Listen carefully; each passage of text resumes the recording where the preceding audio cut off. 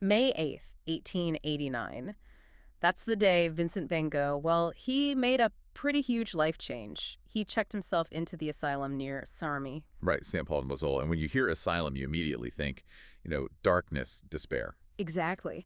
But what's so interesting right from the start is the picture painted by people close to him. It's different. It really is. You get this fascinating contrast. I mean, Van Gogh himself, just before going in, he tells his sister Will about having 4 major attacks, completely losing awareness, fainting fits earlier on. Yeah. Sounds horrific. Utterly terrifying. But then Pastor Salles, who actually took him there, he reports back to Theo that Vincent was perfectly calm, even, excited about starting this completely new life. Wow. That throws the complexity of mental illness into sharp relief right away, doesn't it? The inside versus the outside.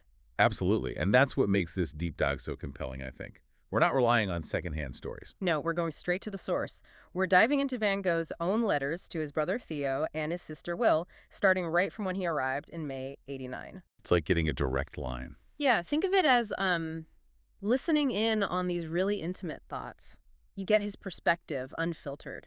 His struggles, yes, but also those little sparks of hope. Right there in his own words. So our mission here is really to understand his mental state as it unfolded, track that incredible art he kept producing, and see how his perspective shifted during this intense time. And these letters, they're like a time capsule, aren't they? Yeah. No later interpretations, just how he lived it, how he saw it. Okay, so let's unpack those first days. He tells Will about those attacks, the complete unawareness, the fainting. It sounds just debilitating. Paints a really vivid picture of intense distress, yeah.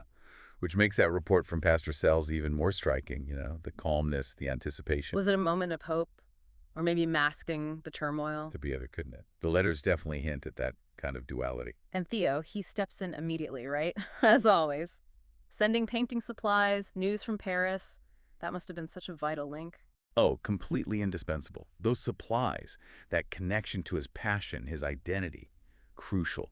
And the news wasn't just gossip. It was keeping him tethered to the art world he still belonged to. Mm-hmm. Though initially his world physically shrank, didn't it? Confined to the asylum's walled garden. Yeah, but even there, his artist's eye was just incredible. Finding subjects immediately, irises, lilac bushes, ivy on tree trunks. It shows how limits can sometimes focus creativity. Right. Precisely. He's forced to look at the immediate, the intimate details, finding beauty right there, transforming the ordinary. And it wasn't just plants. He was watching his fellow patients, too, and his whole view on mental illness seems to shift. That's a really profound moment. He starts mentioning other artists who suffered similarly. Troyan, Marion, Monticelli. Finding a connection. Exactly. A sense of shared experience, maybe even camaraderie. He says he felt relief, no longer repelled by them, calling them old colleagues of ours. That's powerful. Shows real empathy developing. Mm-hmm. And he even describes his room in such detail. Greenish-gray wallpaper, sea green curtains with roses and these blood-red touches. Like he's composing a still life in his head. Yeah. And the worn armchair with tapestry reminding him of Diaz or Monticelli. What would that connection bring to mind visually? Ah, good question. Think rich, jewel-like colors, textured paint like Diaz, or Monticelli's thick, almost dreamlike style, that heavy paint application, the impasto. He's seeing those artistic qualities even in his room. Those blood-red touches, for instance, very striking, like their work. And the view from the barred window, the wheat field, the sunrise, he compares it to Van Goghian. Always seeing art, always making connections. And having that second room just for work must have been a huge comfort, a dedicated space. Absolutely vital. A refuge, a slice of normalcy. Right. Allowed him to keep that identity as a working artist. He also throws in these really human details, like noticing the asylum food and how the lack of activity led patients to overeat. Grounds the whole experience, doesn't it? Reminds us of the basic human stuff going on even amidst everything else. He noted they filled their days in an inoffensive yet costly way, highlighting that lack of purpose. Right. So let's shift to his actual creative output, his thinking. Those first few months, May to September 89, he starts painting those age-old love nests in the greenery. The ivy-covered trees. Yeah, and he stresses the importance of style. Which is key. Even with simple nature subjects, he's consciously interpreting, infusing his style. It's never just observation for him. Mm-hmm. He paints the neglected garden to tall pines, messy grass, weeds, finding beauty where others might not look. Definitely. And he's already planning trips outside the walls to paint the countryside. Mm-hmm. That pull towards nature is still so strong. And he tells Theo he's doing okay, doesn't want to go back to Karis yet. Suggests he found some stability there, initially anyway. Yeah, the routine, the distance from Paris pressures, probably offered some calm, let him just focus on work. There's that practical note, too, about taking canvases off stretchers, mentioning Gauguin doing the same. A little glimpse into the craft. Hmm. Those details show the reality of being a working artist then, needing Theo for logistics. The Gauguin link reminds us they shared those struggles. And even though he mentions feeling weary in the letter sometimes, The output is just astonishing, masterpiece after masterpiece. it really is. Shows how powerful that creative drive can be, almost separate from circumstances. Maybe even a way of coping. Could well be. And by June, he's painting outside the walls a wheat field, his first olive grove study. Ah, the olive groves. They become so important, don't they? Hugely significant in Saint-Remy. That silvery green, the shapes, they held so much meaning for him. Resilience, maybe. Spiritual themes, too. And Theo's reaction to these new paintings, the view of Aries, the irises, lilacs, it's just wonderful to read. He talks about the sheer intensity of the color. Yeah, how it conveys Vincent's thoughts about nature.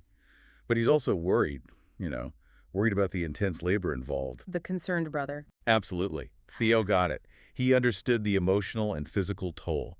His praise for the color, the quintessence Vincent captured, shows how deeply he connected with the art. And Vincent reassures him, says he's not intentionally seeking those dizzy heights, hopes he won't relapse. It's like he's walking a tightrope. He's so aware of how precarious it all is. That tension is always there. The drive to paint versus the need to stay stable. Theo keeps praising the later work, too, drawings of the hospital, a butterfly, eglantine branches, and the sunflowers, of course. Oh, that description of the sunflowers. Like a piece of cloth embroidered with satin and gold. Just beautiful. It really captures the richness, doesn't it? It does. Theo's descriptions help us feel the impact those paintings had, even now. The radiance, the texture. Then Vincent gets really preoccupied with cypresses, compares them to Egyptian obelisks. Yes, that flame-like shape, that dark green against the bright landscape. The obelisk comparison gives them this monumental, timeless quality, almost spiritual. He's reading two Shakespeare's histories, finds a sorrowful tenderness like Rembrandt. But the drama could be too much. He needed nature to calm down afterwards. Shows how vital nature was for his balance. Absolutely. That contrast between Shakespeare's human drama and nature's quiet solace really underscores his connection to the natural world for respite. And we start seeing nostalgia for the Netherlands creep in. Missing specific plants, animals. Totally understandable. Away from home, struggling. That longing for roots is natural. The specific details show how deep that connection was. So then there's wonderful news: Johanna's pregnant. And they plan to name the baby Vincent if it's a boy. That must have been such a lift, a sense of legacy, hope for the future. Naming the baby after him, what an affirmation of love and support. And amidst all this, he gets invited to exhibit with L'Aventiste. Real recognition. Crucial validation. Showed his work was being seen, valued. A real boost. But then, things take a dark turn again. Mid-July, another attack while he's out painting. Yeah, the details are disturbing. Wandering mind, eating dirt, putting paint in his mouth. Awful. And he's ordered to stop painting. He writes about how distressing that is, the forced idleness. Stark reminder of his fragility. And his distress shows how tied his art was to his sense of self, his well-being. He's also getting irritated by the nuns' piety, feeling afraid of some patients. The asylum's starting to feel stressful again. Yeah, the structure had limits. The clash with the intense religious atmosphere probably added to his unease. Thankfully, late August, he can paint again. He does a portrait of the attendant, Trabuc. And compares him to a Spanish nobleman in a Legros etching.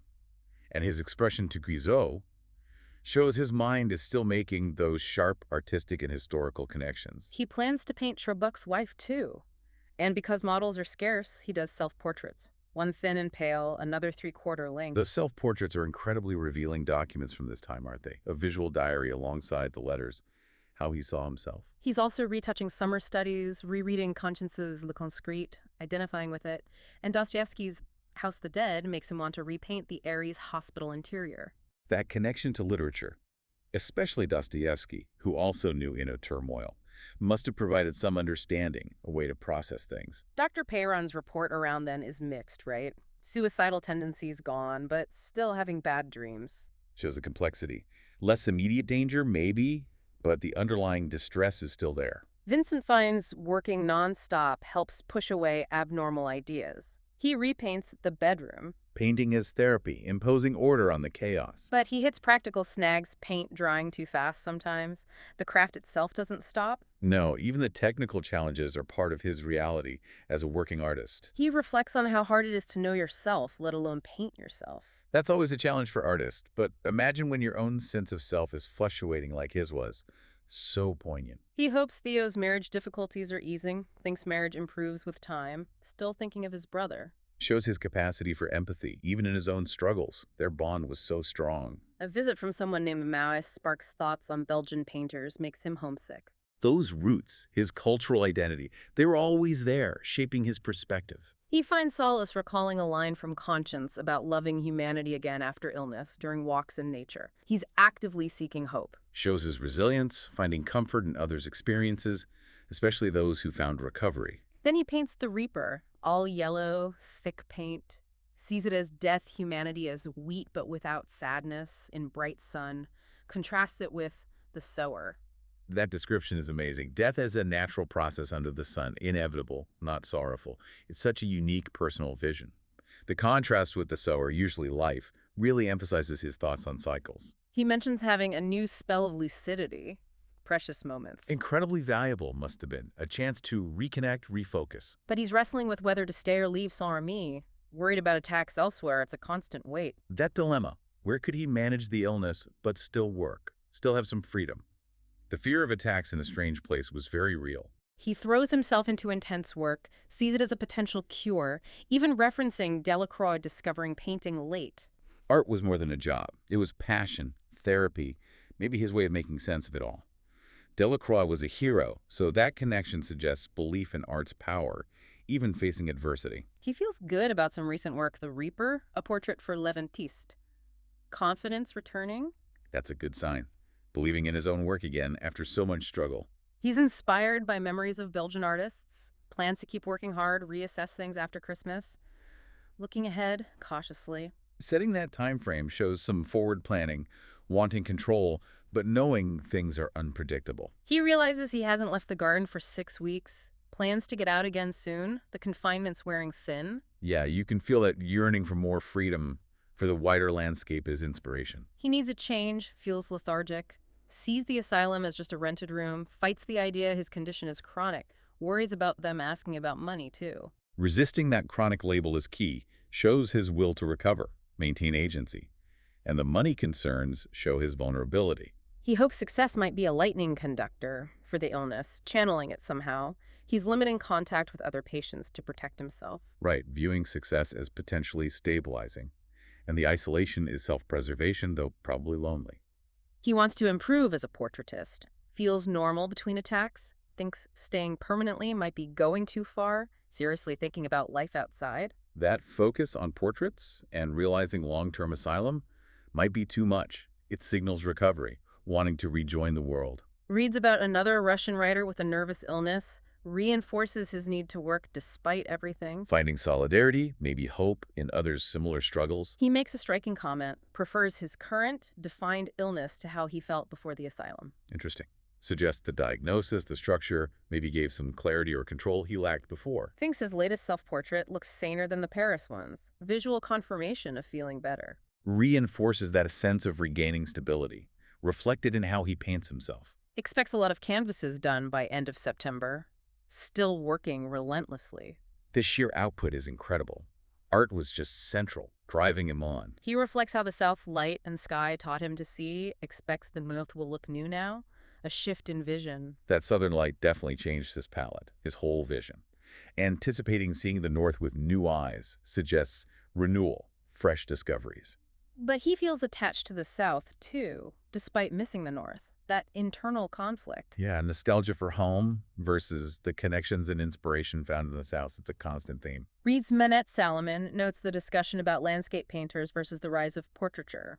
Resonates with him. Shows he's still engaged with art discourse, aware of trends, especially portraiture, which he was drawn to.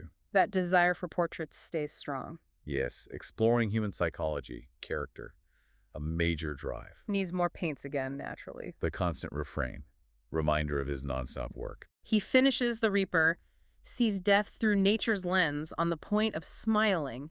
So unique. beautifully sums up his evolving view. Finding serenity, even a smile, in mortality seen through nature. Powerful outlook. He hopes Theo's family brings him comfort, urges him not to overwork, still caring for Theo. That thoughtfulness shows his empathy, wanting joy for his loved ones. Considers doing another Reaper for his mother, thinks she'd understand its simplicity, wants to share his vision with family. Shows those strong family bonds, believing his art could connect with them personally. Plans more copies for his sisters, wants to tackle autumn effects, always looking ahead. That constant planning, exploring new themes, relentless creative drive. Notes he's eating and drinking well, under doctor's care. Good physical sign. Holistic care, attending to physical needs too. He's choosing the best work to send home. Thoughtful, wanting them to have pieces he felt represented him well. Theo keeps him updated on Pizarro and Gauguin. Crucial link, prevented total isolation from the art world. News comes of the Independence exhibition Starry Night, and Iris's well-received recognition from other artists. Huge morale boost.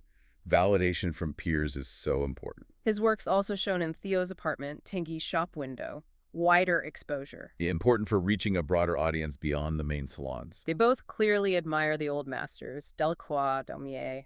Deep appreciation for art history. Yeah, shows their understanding of tradition, how it informed their own work and views. But then that terrible craving for the North resurfaces, deep longing for home. That constant pull of his homeland, the landscapes, memories, a powerful counterpoint to the South. He uses that striking analogy again, the man wanting suicide but finding the water too cold. Raw insight. Powerful metaphor for that complex internal battle despair versus the instinct to survive. So revealing. He wants to leave Saint-Germain, torn between South's art inspiration and needing to go north. Admires Delacroix's South, but feels he must return. That internal debate again. Recognizes the South's gifts, but the pull of roots, maybe unfinished business, remains strong. Finds Pont Aven too crowded. Considers lodging with artists like Vignon or Pissarro, seeking support. Wants a more intimate, understanding environment, not the bustle of a colony. Needs connection. Agrees with Theo about Rousseau's work. Shared tastes. Reinforces their close artistic bond, shared critical views. Appreciates Weissenbruck's Dutch scenes, Daumier's lawyers. Shows his affinities. Connection to Dutch art, social observation, capturing human character. Still indignant about his time at Goupil and C. Old wounds. Suggests those early commercial art world experiences left a lasting negative mark. Describes working furiously, aware time is limited, attacks could stop him. Real urgency. That intensity, fueled by knowing his health was precarious, drove his incredible output. Repeats feeling cowardly during attacks. Uses the suicide cold water analogy again. Shows the depth of the struggle, the fight to recover. The recurrence of that image highlights the deep fear, the internal battle, and his sheer determination. Reflects on why he came south, the light, understanding Japan, Delacroix's sun, colors in northern mists, a clear artistic quest. Shows his move wasn't impulsive, but driven by specific artistic goals, exploration. Notes Daudet's leaning towards the south, acknowledges his own ties formed there, despite the illness. Found things that resonated deeply in the South, light, landscape, people creating attachment alongside the longing for home. But that craving for friends, northern landscapes persists, constant pull. The emotional weight of separation, the deep connection to his past, always present. Feels he's finding things in his work he sought for years. Recalls Delacroix quote again, sense of breakthrough. Suggests artistic fulfillment, progress, even amidst struggle. Finding resonance with Delacroix validates it. Observes the religious turn his attacks take, thinks returning north might be necessary, discomfort with the asylum's religious atmosphere. That was clearly unsettling, contributing to his desire to leave an environment he felt might be exacerbating things. Though he also finds occasional solace in religious thoughts, complex relationship with faith. Yeah, not a simple rejection. More nuanced, finding personal moments of comfort even while critical of the institution. He accidentally damages a Delacroix lithograph, La Pieta, then repaints it from memory. Sees other works in Montpellier, finds inspiration, resilient drive. Even accidents become creative fuel. Recreating a masterwork, drawing inspiration from others shows that unstoppable impulse. Disturbed by the strong beliefs of some women there, feels like a prisoner of an administration cultivating it.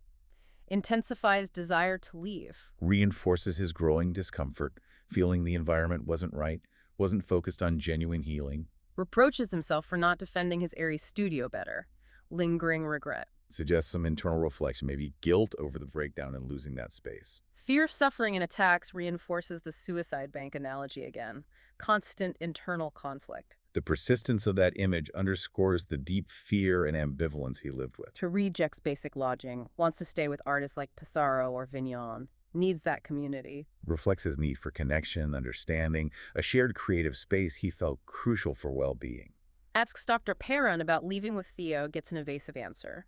Bureaucratic hurdles. Perron's reluctance highlights the institutional control, the obstacles to regaining freedom. But he's grateful for liberties Perron did grant, acknowledges efforts. Despite wanting out, he recognizes kindness shown within the system's limits. Stresses his need for people, new ideas. Isolation is limiting him. Yearning for interaction, stimulation vital for creativity and well-being, felt stifled by isolation. He seems to abandon hope attacks will stop completely, accepts recurrence, considers other asylums, even prison, during episodes. Stark pragmatism. That acceptance, while practical, shows the huge burden, the lengths considered to manage it. Profound impact. Reassures Theo work is going well, wheat fields continue, creative flow persists. Emphasizes that unwavering commitment to art, finding inspiration despite health challenges. Finishes the attendant's portrait, contrasts it with his own vaguer self-portrait. Plans to paint the wife, finds potential everywhere. The contrast highlights interest in capturing character, finds subjects even in seemingly ordinary people. Recounts the wife's disbelief about his illness seeing him work. Poignant example of invisible suffering. Really illustrates how hidden mental illness can be, the misunderstandings it causes. Paints Delacroix's Pieta from memory, no measurements. Remarkable skill. An amazing feat. Shows his deep engagement with art history, his own considerable talent. Believes recovery comes from within, accepting suffering. But his own drive to paint, live, creates tension with that passive acceptance. That internal conflict again. Recognizes acceptance, but his nature is active engagement, expression through art. A constant pull. Muses on the odd thing, the touch, the stroke of the brushes, reflects on working outdoors versus in the studio, nuanced understanding of process. Shows his deep, intuitive grasp of painting subtleties, how conditions shape the outcome. Feels he'll never fully capture some southern figures. Notes the road to the south is hard for northerners. Recognizes cultural perceptual differences. Thoughtful awareness of his own limits, how culture shapes seeing, acknowledging nuances lost in translation. Anticipates future small success, but misses the solitude, even anguish of the asylum. Paradoxical. Poignant insight. Suggests even difficult experiences fuel his unique vision, held creative energy. Offers a balanced self-view, acknowledges limits compared to masters, but knows his own worth. Humility alongside clear self-identity, understanding his own contribution while respecting the past. Worries about Pissarro's difficulties, thinks of going to stay. Prioritizes artistic community. Concern for Pissarro, willingness to help shows that strong sense of community, mutual support. Admits fear of Pont-Aven crowds, but interested in Gauguin.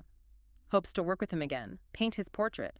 Complex, enduring connection. Despite the past, Gauguin held huge significance, continued interest, desire for reconciliation, collaboration. Believes true understanding comes from living among ordinary people, tells Bach this. Commitment to realism. Reflects that deep belief in authenticity, finding insight in everyday life, unvarnished reality. Sees Delacroix's power stemming from first-hand observation, even for historical names. Experience is key. Reinforces his belief in direct experience as the bedrock of meaningful art, even for grand subjects. Considers painting saints from life, using bourgeoisie as models. Bold idea, connecting sacred and everyday. Ambitious, unconventional. Reinterpreting tradition, finding spiritual in the contemporary. But admits the emotions such ideas stir are too much right now. Self-aware of limits. Knows his emotional capacity, understands when to hold back from taxing projects. Sensitive. High regard for Fromentin as guide to the East. Intellectual curiosity. Shows ongoing curiosity, appreciation for artists exploring other cultures. Recognizes need for calming activities, simple studies. Prioritizes well-being, therapeutic art.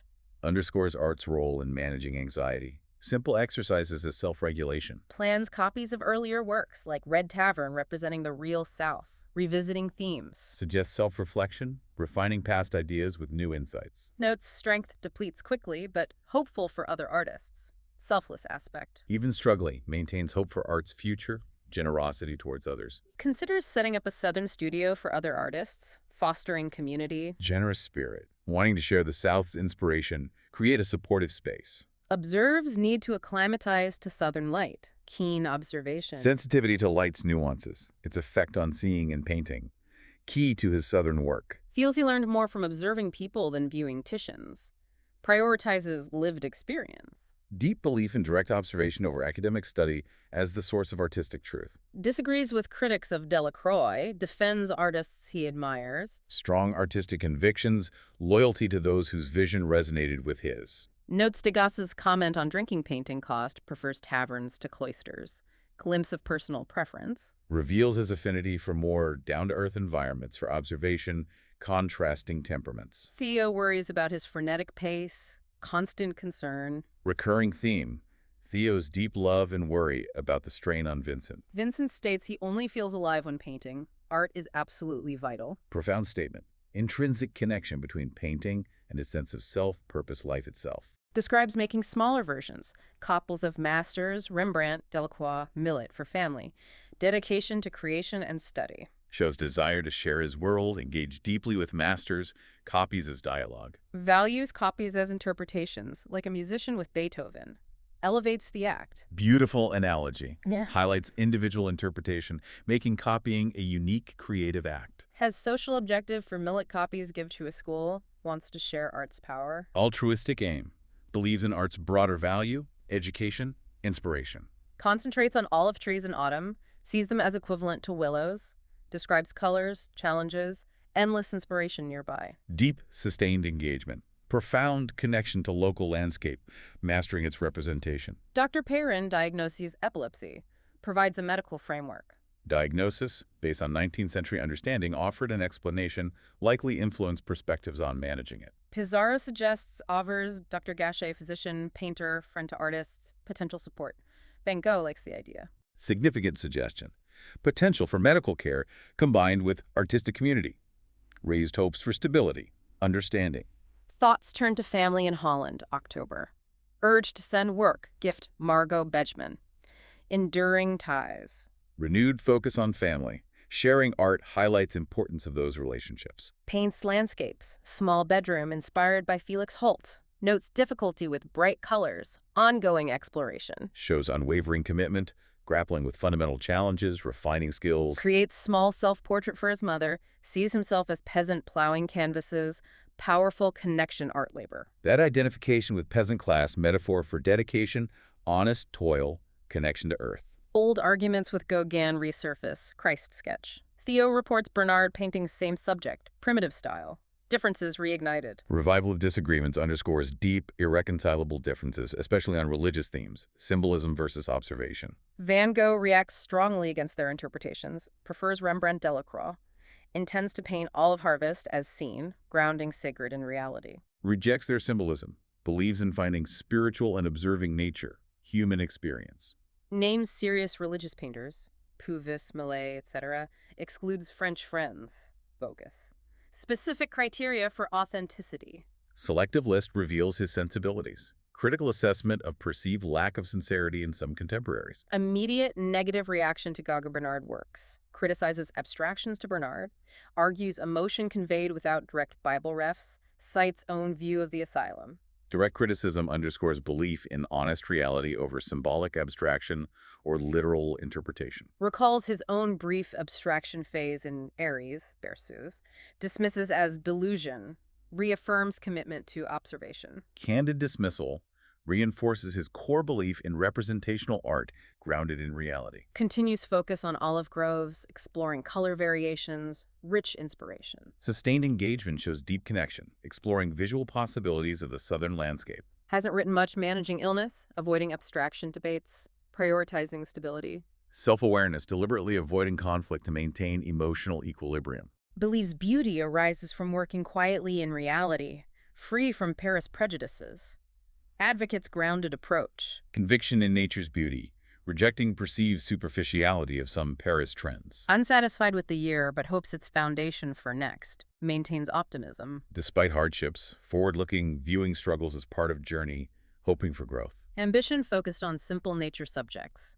Finds profundity in ordinary. Apparent simplicity belies depth of exploration, finding meaning in everyday scenes. Questions Bernard's interest in Jadot, recalls Montpellier panel's human emotion, values emotional depth.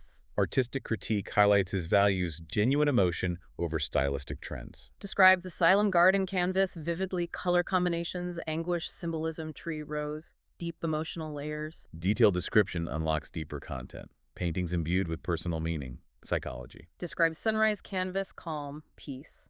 Contrasts with garden's anguish, shows emotional range. Beautifully illustrates ability to convey wide spectrum of emotion through landscape. Reiterates belief. Anguish without Gethsemane, comfort without Sermon on Mount, finding profound in every day. Reinforces core belief. Emotional, spiritual truths conveyed through honest reality, not explicit iconography. Acknowledges Bible, stresses reality's pull, cites Millet, Corot, subtly integrating themes, needs study for Delacroix's depth, nuanced view tradition contemporary, Sophisticated understanding of art history, religious themes, contemporary expression. calls Bernard's biblical paintings hopeless, but believes in his future work. Direct criticism plus encouragement. Characteristic directness, tempered with hope for Bernard's potential if focus shifts. Advises Bernard paint his garden, value observation, technical skill, advocates grounded proficiency. Practical advice underscores belief in observation, solid technique as essential foundation. Believes diligent painters are dutiful, faithful despite hardship. Cites Gauguin, elevates artist's role. Reflects own commitment, belief in art's value, integrity, finding purpose, faithfulness in creation. Finishing 5 Olive Grove canvases, staying due to improved health. Productivity, cautious optimism. Period of stability, focused output. Improved health provides foundation. Working on rough subjects to avoid getting soft with abstractions. Commitment to challenging observation. Ongoing rejection of abstraction, finding challenge, fulfillment in representing real world. Describes small reaper study, devilish problem of yellow, prefers impasto version, intense engagement color technique. Reveals fascination with capturing color, deliberate experimentation with paint application for texture, intensity. Feeling calmer but persistent fear of excitement, fragile equilibrium. Highlights ongoing vulnerability, need to avoid excessive stimulation for stability. Then, late December, another violent attack. A year since Aries. Attempted self-poisoning, paint. Restricted to drawing, major setback. Relapse underscores unpredictable illness, severity. Restriction on painting undoubtedly frustrating. Writes Theo Johanna calm before, snow beauty, sadness about superstitions, repainting, artistic sensibility persists. Even amidst turmoil, observations of nature, reflections on art's perception show enduring artistic consciousness. Feels like a broken vessel. Explores alternatives. Repeats Gauguin proposal, rejected. Considers Gauguin's Antwerp idea. Seeking change. Desire for better situation, persistent complex Gauguin link, exploring options. Another attack Jan 21st, ongoing instability. Recurrence highlights persistent, unpredictable burden of the onus. But then, major public recognition, Aurier's very favorable article in Mercure de France, turning point. Pivotal moment. Long-awaited validation, boost to public standing. Joyful news. Johanna has baby boy, named Vincent, Theo's wish. Steadfast and courageous as you. Moving tribute. Deeply significant. Symbol of hope, continuity, family love. Comforting during hardship. Vincent's reaction to Aurier article is complex joy, but feels responsibility, thinks praise exaggerated should go to Monticelli. Humility. Nuanced response reveals self-awareness, humility, artistic justice wanting others recognized. Writes Aurier praises Monticelli, acknowledges debt to Gauguin, describes empty chair painting, nuanced personal perspective. Letter gives invaluable insight into influences, self-assessment, generous appreciation of others. Corrective to sole focus on him. Questions impressionism distinctions, sectarian thinking. Admires Meissonier, mauve influence, independent judgment.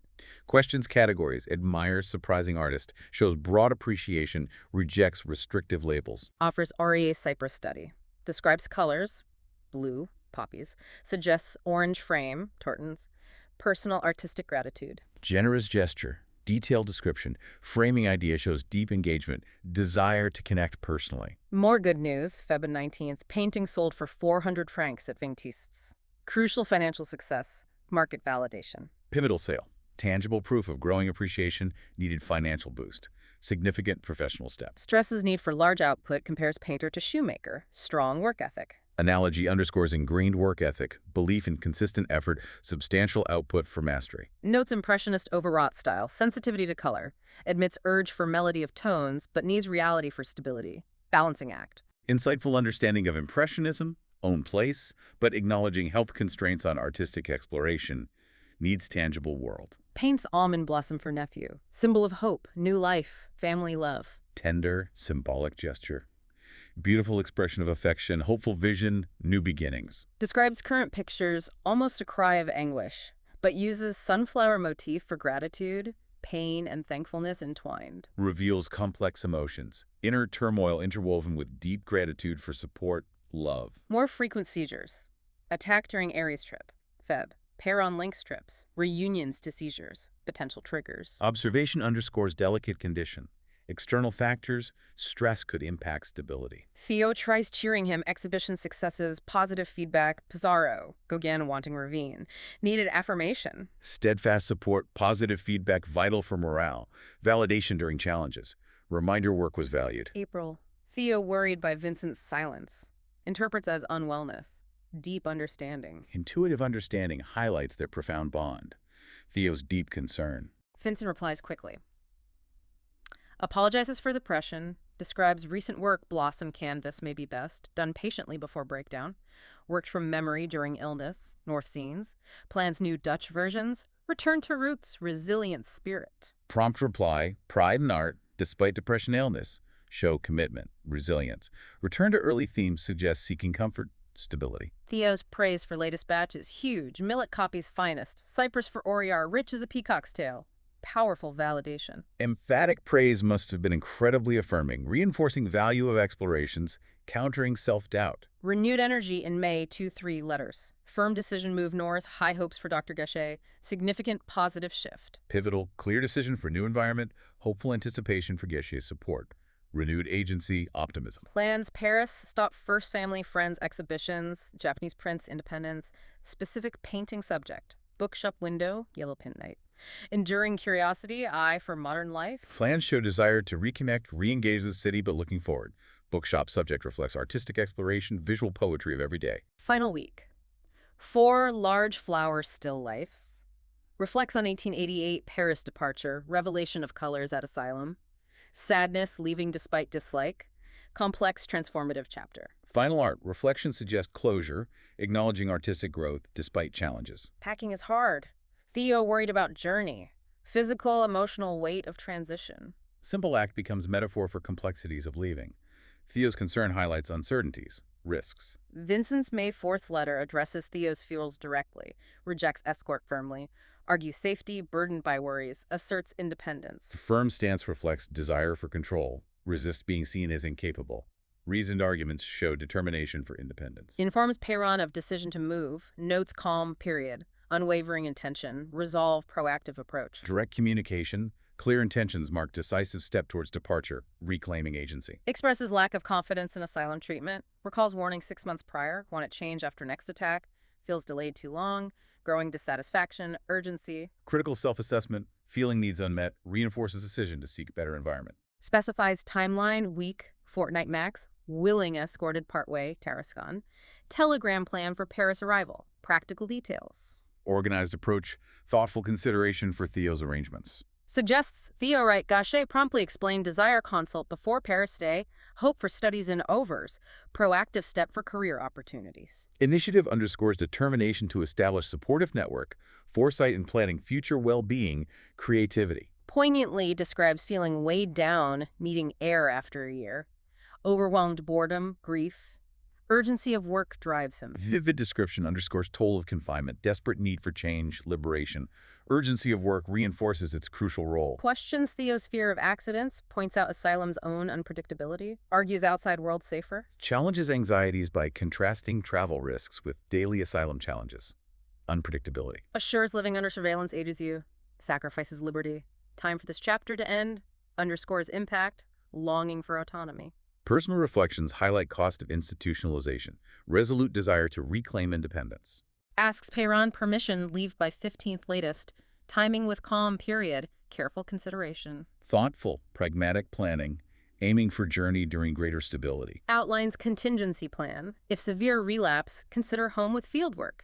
Practical, grounded approach. Reveals preparedness, willingness to consider alternatives aligning with desire. Stay active, engaged. Reminds Theo travel cost, pointless escort. Asserts right to change homes, not demanding total liberty, practicality, reasonable expectations. Underscores financial awareness, clear understanding needs limits, asserts right to make own decisions. Notes patients exhausted. Protests treatment like dangerous animal. Trusts trained staff competence, asserts dignity. Plea for respect, reliance on others' professionalism highlights desire for dignity, less restrictive navigation of condition. Believes distress leaving outweighs potential journey madness. Powerful emotional motivation. Suggests longing for change, emotional weight of departure, powerful enough to manage potential difficulties. Notes Peyron's reluctance to take responsibility.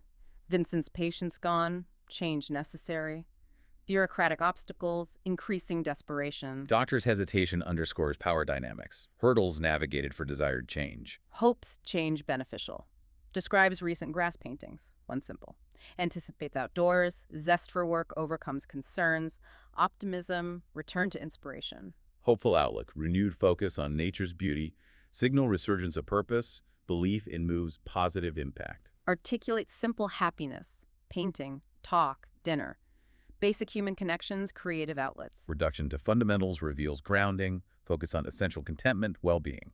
Stresses seizing the moment, outpacing illness. Urgency underlies art facing health challenges. Keyed awareness of fleeting stability, determined effort, make most of time for artistic passion. Plans self-portrait after writing. Continued self-examination, expression preparing for transition. Final note suggests ongoing introspection, artistic exploration as he prepares for a new chapter. So, as Vincent van Gogh prepared to leave Saint-Remy, his mind was, well, it was this complex mix, wasn't it? Hope for the North, anxiety about his health, definitely, but overriding everything, that fierce dedication to his art. Absolutely. Driven by that incredible need to create, a spirit that just wouldn't quit, even facing down those immense internal battles. His resilience is just astounding when you think about it. It really is. And considering his journey through his own words, it really makes you wonder, doesn't it? What does this experience tell you about that tangled relationship between mental struggle and artistic innovation? And maybe more personally, were there moments in his letters, his way of navigating things that resonated with your own experiences, perhaps dealing with challenges, or just information overload? Something to think about. Definitely something to mull over. Thank you for joining us for this deep dive. We'll see you next time.